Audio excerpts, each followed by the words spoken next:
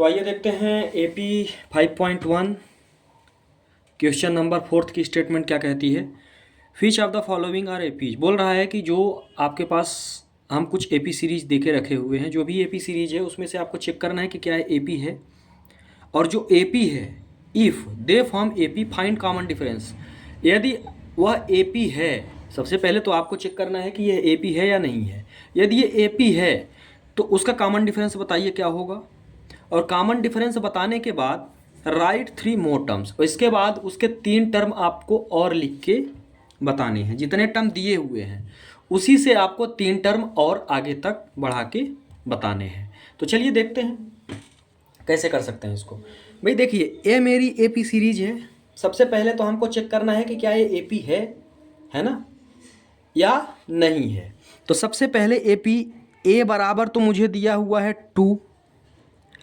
अब हम AP series को चेक करने के लिए क्या करेंगे, डी निकालेंगे। ये तो मैंने लिख लिया, हालांकि इसकी ज़रूरत मुझे इस प्रश्न में पढ़ने वाली थी नहीं।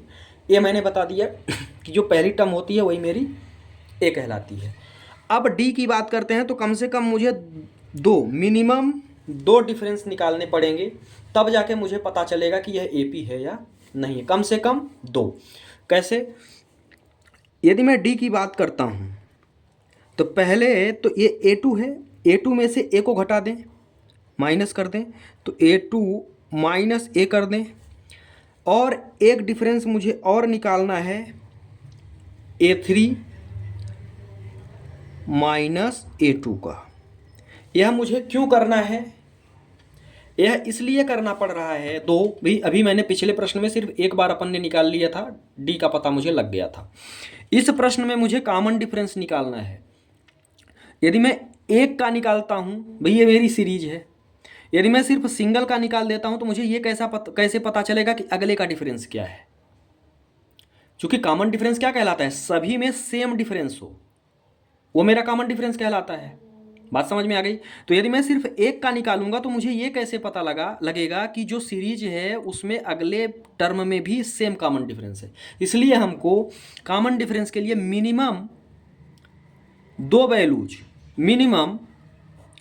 वैल्यूज, आप इसको भी ले सकते हो, किसी मतलब मिनिमम 2 डिफरेंस हमको निकाल के देखने हैं। चलिए देखते हैं। भाई यहाँ पे 4 माइनस 2 है, 4 - 2, क्योंकि A2 का मान कितना है, A2 का मान 4 है ना। तो 4 - 2, तो यहाँ पे मुझे कितना मिल गया, 2 मिल गया। अब अगले में क्या है, अगले में है 8 - 4 का, 8 - 4, तो यहाँ पे क्या मिला भाई, 8 में से 4 घटाए तो यहाँ तो 4 मिल गया यार। मतलब दोनों में कम से कम 2 में क्यों निकाला, मिनिमम 2 इसलिए अपन निकालेंगे कि ताकि हम चेक कर सकें कि वास्तविकता में जो डिफरेंस आ रहा है हमारा, वो सभी में सेम ही डिफरेंस है या नहीं है।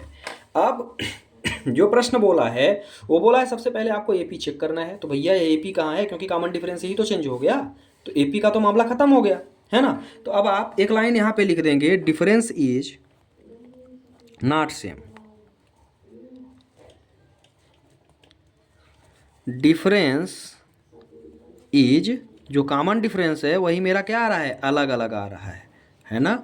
तो difference is not same, so it is not AP, it is not AP, यह एपी नहीं है। ठीक है, तो इस तरह से क्वेश्चन नंबर 4 का फर्स्ट पार्ट यहाँ पे समाप्त होता है।